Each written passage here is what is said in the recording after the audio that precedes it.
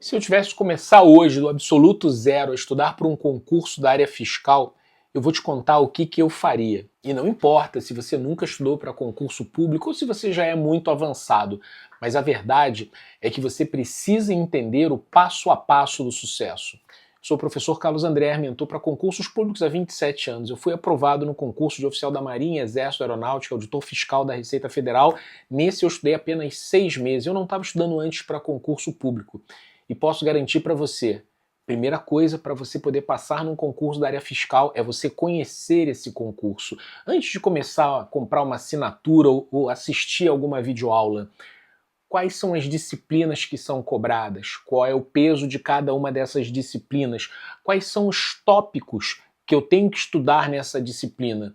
Qual desses tópicos eu tenho alguma familiaridade, ou eu nunca vi, ou eu imagino que eu vou ter dificuldade? Em relação às disciplinas, eu iria analisar aquelas que eu já tenho uma facilidade, no meu caso, inglês, raciocínio lógico, português. Aquelas que eu acreditava que não teria muito dificuldade, como direito administrativo, direito constitucional, e aquelas que eu sabia que eu estava começando do zero e que iam me custar caro. Para mim era contabilidade, a parte de auditoria. Mas para entender como isso é cobrado, um dos passos que eu teria iniciais seria ler questões de provas de concurso de auditor fiscal para eu saber como esses assuntos são cobrados em provas. Afinal de contas, a minha consciência estaria clara de que eu não estava querendo aprender contabilidade geral, mas acertar questões de contabilidade geral em concursos da área fiscal. A partir dessa análise das disciplinas, dos tópicos, análise de como esses assuntos são cobrados, eu passaria a estabelecer o planejamento verticalizando o edital, para eu ter isso impresso, né, na parede. Quais os tópicos que eu preciso estudar? Para quando eu estivesse acessando algum tipo de material, eu soubesse que esse tópico está abordado, esse tópico eu dominando, esse tópico simplesmente não tem no material. Nesse edital verticalizado, eu faria marcações: verde para o que eu estou dominando acima de 80%, vermelho, o que eu estou abaixo de 50%, amarelo, o que eu estou entre 50% e 80%, e deixaria sem marcação aquilo que eu não estudei. Esse edital verticalizado seria o meu checklist dos tópicos do edital que eu precisava estudar. A partir daí, eu iria desenvolver um planejamento semanal cíclico que me permitisse saber que disciplinas, que tópicos, assuntos dessa disciplina eu estudaria a cada semana, para poder estabelecer a partir de agora, né, um prazo para eu poder chegar até o final do edital. Não para eu poder esgotar o edital, fechar o edital, dominar o edital, mas poder percorrer, passar, transcorrer todo o conteúdo e garantir que, pelo menos, agora eu sei que nada sei.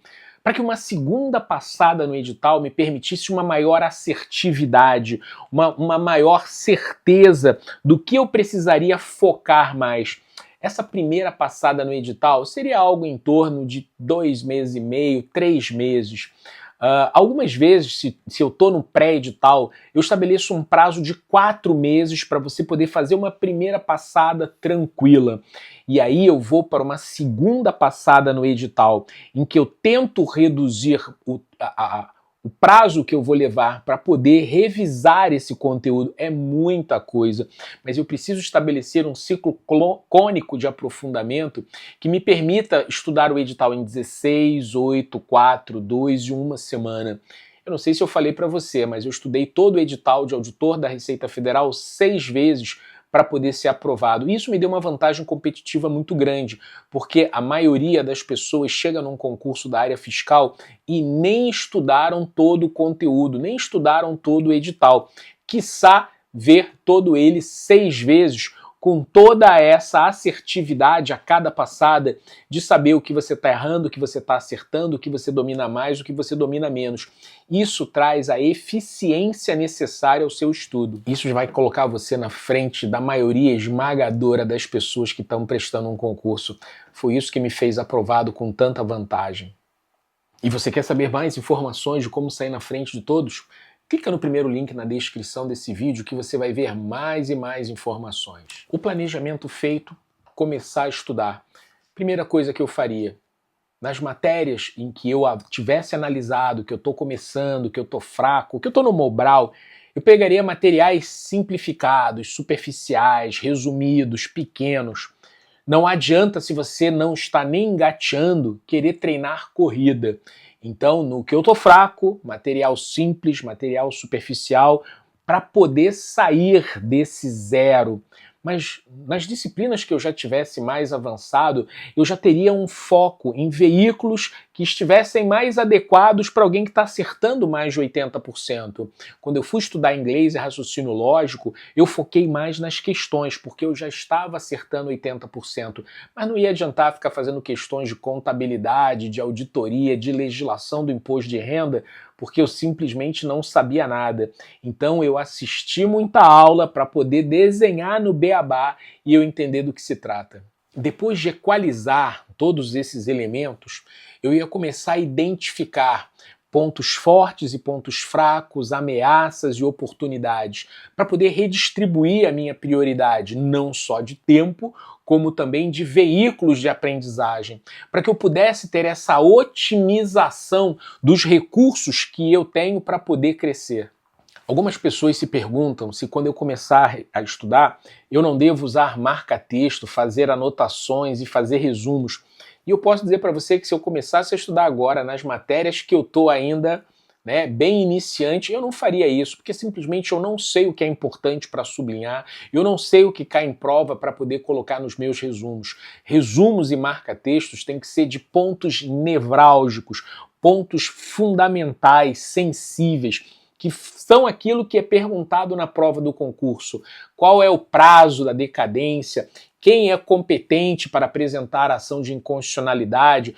Qual é o tipo de lei exigida complementar, específica, delegada, seja lá o que for. Mas além de tudo, quando as pessoas me perguntassem, você começou a estudar quantas horas por dia, eu diria, eu não tenho uma meta, mas quando eu chegar nessa meta eu vou dobrar a meta. A verdade é que eu estudaria todas as horas disponíveis.